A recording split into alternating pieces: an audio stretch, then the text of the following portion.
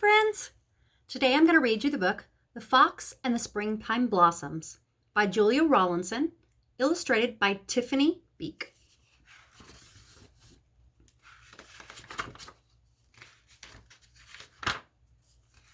The Fox and the Springtime Blossoms. The woods were full of the chirping, bustling, sing-song sounds of spring. Fletcher bounced along with his nose in the air, sniffing the just burst buds of flowers and playing chase with butterflies, with his head spinning with sights and sounds. He tumbled happily down the hill and into the sunny orchard. But when he picked himself up from the ground, he couldn't believe his eyes. A soft breeze danced through the branches, carrying snowy flakes. Snow so late in spring, thought Fletcher.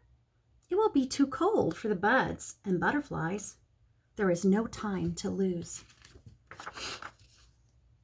Looking for someone to tell, he trotted back up the hill and passed a pair of birds cuckooing on a branch. "You've flown to your summer home too soon," Fletcher cried. "I've been down to the orchard, and there's more snow on the way." "Then we should fly back south," they called. "But first we must help Porcupine. He's just come out of his bed of leaves. He needs to snuggle back down, or he'll freeze." Fletcher and the birds found Porcupine stretched and scratching. "There's snow on the way," panted Fletcher. "I saw it in the orchard. It will be too cold for butterflies. The birds will need to fly south, and you must hide away."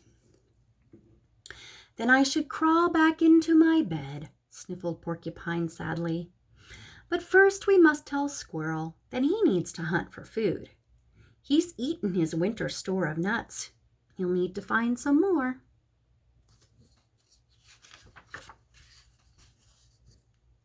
Fletcher, the birds, and Porcupine found Squirrel scampering after sunbeams. "Snow is blowing in from the orchard," gasped Fletcher. "It will be too cold for the butterflies. The birds will need to fly south. Poor Porcupine must go back to bed, and you must find some food." "You're right. I've eaten my spring feast," said Squirrel, "and all my stores are gone. But before I hunt for more, we need to tell the rabbits to munch as much grass as they can before the snow falls." Fletcher, the birds, Porcupine, and Squirrel hurried off again.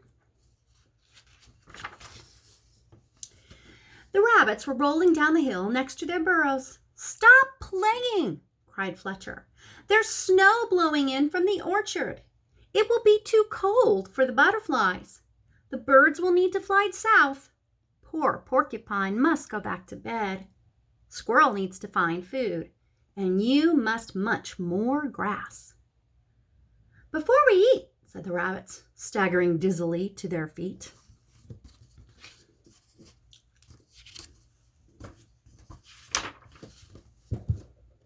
"Let's go and play in the snow." So the rabbits, hippity hoppity roly poly, flopped down the hill through the woods. They were chased by Squirrel, Porcupine, the birds, and a bouncy full of importance fox, all the way to the orchard, where the ground was white with blossoms.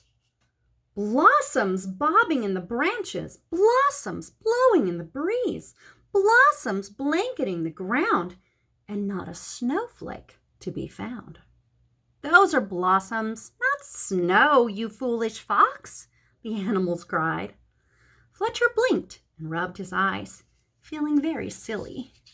But then the animals scooped up pawfuls and clawfuls of blossoms from the ground and covered him in a tickly shower of fluttering white petals. Fletcher and his friends ran and played between the trees until at last they collapsed in a blossomy, soft, white heap.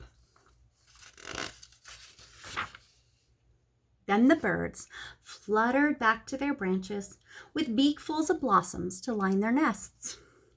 Porcupine scuffled off up the slope, his quills dotted with tiny white petals. Squirrel went chasing up and down trees after snow-white petals dancing in the breeze. And the rabbits bounced back up the hill with blossoms to brighten their burrow. But Fletcher just lay, smiling in his soft bed of petals, watching the blossoming branches bobbing overhead.